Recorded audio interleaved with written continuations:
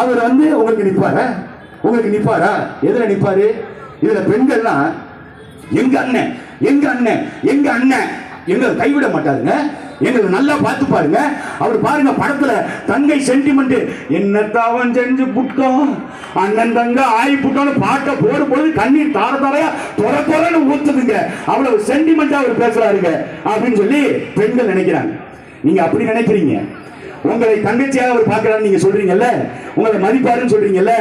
கட்டின பொண்டாட்டிங்க 25 வருஷம் காதலிச்சு கல்யாணம் பண்ணி குடும்பம் நடத்தி அவர்களை கட்சிக்கார விமர்சிக்கும் பொழுதே ஒரு வார்த்தை பேசல.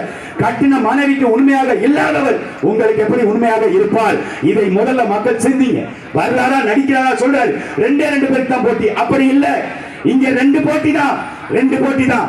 ஒண்ணு திராவிடம் பேசிக்கொண்டு தமிழ்நாட்டில் ஆற்று மணலை திருடிக் கொண்டு, தமிழ்நாட்டில் கனிம வளங்களை திருடிக் கொண்டு, தமிழ்நாட்டு மக்களுடைய வேலை வாய்ப்பை பறித்துக் கொண்டு, தமிழ்நாட்டு இளைஞர்களுக்கு வேலை வாய்ப்பு கொடுக்காமல் தமிழ்நாட்டு மக்களை சோம்பேறியாக்கி தமிழ்நாட்டு மக்களுடைய தாலி அறுக்கின்ற திராவிடமா, இதையெல்லாம் பாதுகாத்து தமிழர்களுக்கு நல்ல வாழ்வியல் கொடுக்கின்ற தமிழ் தேசியமா?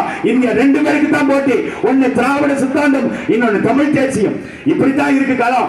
ஆனா இவங்க மாத்திராயா நாங்க எப்படியோ ஜெயிச்சுட்டு நாங்க அதை பண்ணிடுவோம் இதை பண்ணிடுவோம். இவங்க பேசுறதெல்லாம் கேட்டோம்னா அரியலூர் மாவட்டத்தில் சிமெண்ட் இல்லைங்க, இன்னொரு 5 அடி கூட தேடி நீங்க மட்டும் தோண்டிட்டீங்கன்னு வைங்களேன், உள்ள இருந்து தங்கமா தண்ணியா வெளியில வரும்.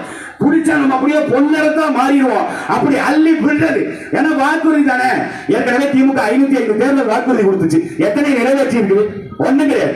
ஆசிரியர்களுக்கு சம்பளம் கொடுக்கல, மருத்துவருக்கு கொடுக்கல, செவிலியருக்கு கொடுக்கல, அரசு ஊழியர்கள் யாருக்கும் சம்பள உயர்வு இல்ல, யாருக்குமே ஓட்டுநர் நடத்துனருக்கு பணம் கொடுக்கல.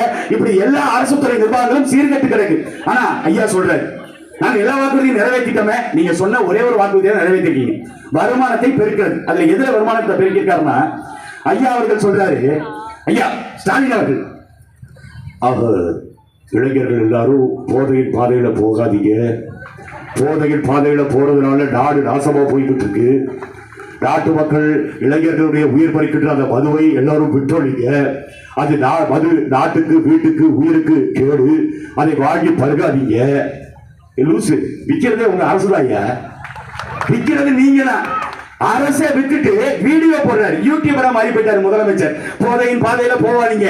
அந்த போதையால இந்த போதை மட்டும் இல்ல, கஞ்சா போதை, மெத்தபட்டமைன் போதை, இப்படி ஊசி போதை, இப்படி தமிழ்நாட்டு இளைஞர்கள் தமிழ்நாடு முழுக்க இன்னைக்கு போதை வஸ்துகளுக்கு அடிமையா இருக்கிறான். போதை வஸ்துக்கு அடிமையாக்கி பெண்களுக்கு பாலியல் தொந்தரவு கொடுக்கிறான். தூத்துக்குடி மாவட்டத்தில் 12ஆம் வகுப்பு படிக்கிற பெண்ணை ஒருத்தன் பாலியல் வன்புணர்வு பண்ணி கொலை பண்ணிட்டான்.